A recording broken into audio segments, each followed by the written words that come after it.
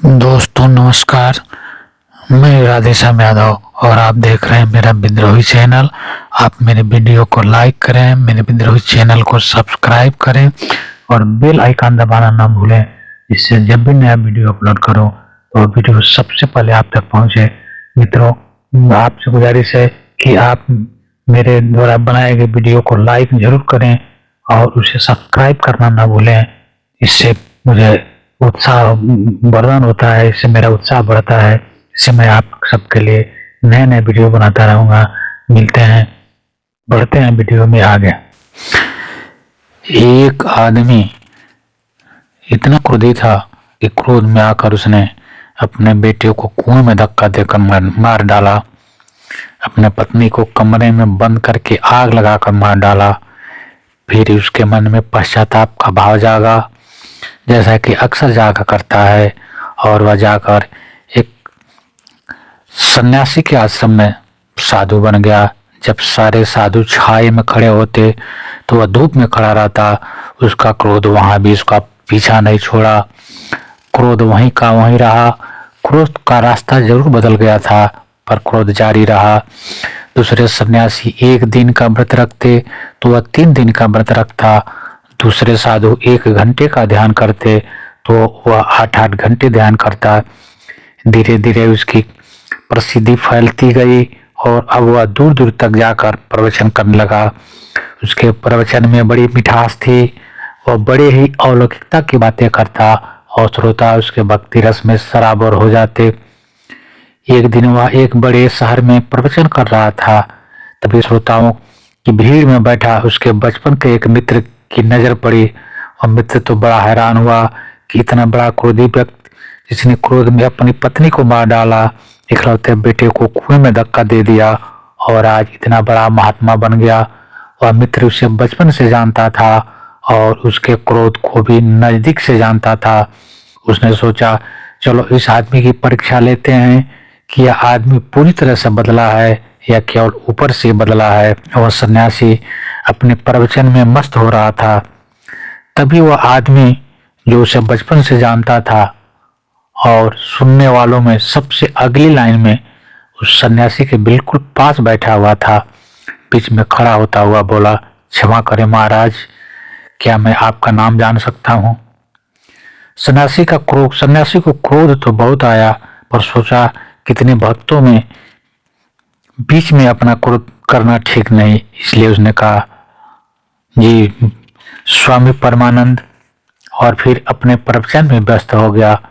थोड़ी देर बाद वही आदमी फिर खड़ा होकर वही प्रश्न दोहराया, महाराज क्या मैं आपका नाम जान सकता हूँ? उस सन्यासी को क्रोध तो 7वें आसमान पर पहुंच गया, पर किसी तरह उसे पीते हुए बोला, मैंने कहा ना कि मेरा नाम स्वामी परमानंद है और 2 बार हो चुका, फिर तीसरी बार मत पूछ लेना। किंतु उस आदमी ने भी तय कर लिया था कि उसे जान कर ही रहेगा कि आदमी पूरी तरह से बदला है या सिर्फ ऊपर ऊपर बदला है। थोड़ी देर बाद फिर वह खड़ा होकर बोला, महाराज आपने अपना क्या नाम बताया था? अब उस सन्यासी का हाथ अपने पास ही रखे डंडे पर चल गया और उसने वह डंडा उठाकर उस आदमी के सिर पर दे मारा।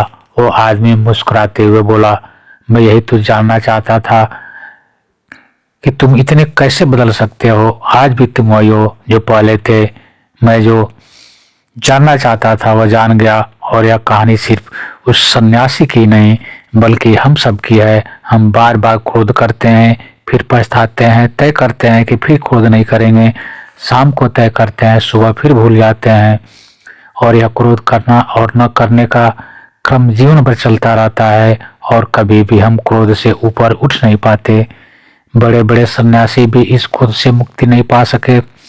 आपने दुर्वासा ऋषि का नाम तो जरूर सुना होगा। इतने बड़े ऋषि होने के बाद भी बात बात पर साप दे देना उनके क्रोध का ही तो परिणाम था। युगों बाद कभी बुद्ध, महावीर और ईसा मसीह पैदा होते हैं, जिनका जीवन पूरी तरह से क्रोध रहित होता है तथा भीतर से बाहर तक पूरी तरह से बदल जाते हैं।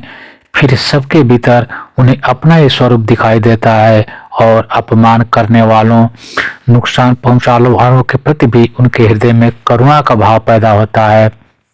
उनका यह बदलाव भीतर से होता है, इसलिए वे मान अपमान से ऊपर उठकर जीवन जीते हैं और उनके जीवन में आनंद की बारिश होती है। उनके आसपास के लोग भी उस आनंद का अनुभव कर उनकी तरफ खींचते चले जाते हैं। क्रोध हमारे सबसे बड़ा शत्रु है, लेकिन क्रोध में असीमित ऊर्जा का भंडार भी है। इसी ऊर्जा के कारण ही एक क्रोध से भरा हुआ आदमी अपने से दुगने ताकतवर आदमी को भी पराजित कर देता है।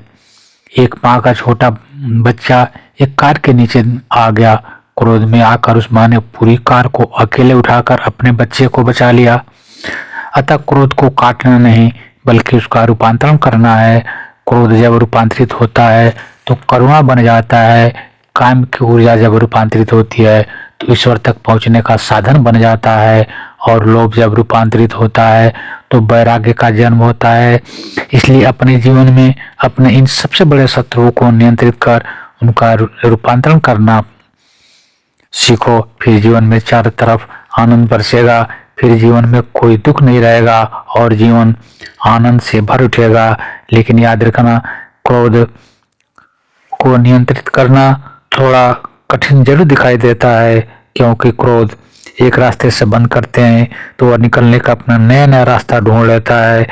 यह बहुत ही बारीक होता है और इसे पूरी सजगता के साथ देख कर ही इसे मुक्ति पाई जा सकती है। इस क्रोध से मुक्त होने के लिए आवश्यक है कि हम अपना हर पल, अपना हर क्षण पूरा सजग रह करके बिताने का प्रयास करें, पूरी सजगता के साथ जीवन जीने का प्रयास करें। तभी हम अपने इन काम, क्रोध, लोभ और मद जैसे शत्रुओं को पराजित कर उनका रूपांतरण कर अपने जीवन में एक महा आनंद पा सकते हैं। मित्रों, अभी तक अगर आपने मेरे वीडियो को लाइक नहीं किया है तो मेरे वीडियो को लाइक करें, मेरे विद्रोही चैनल को सब्सक्राइब करें और बेल आइकन दबाना न भूलें। मिलते हैं अगले वीडियो में, तब तक के लिए नमस्कार। जय हिंद, जय भारत, वंदे मातरम।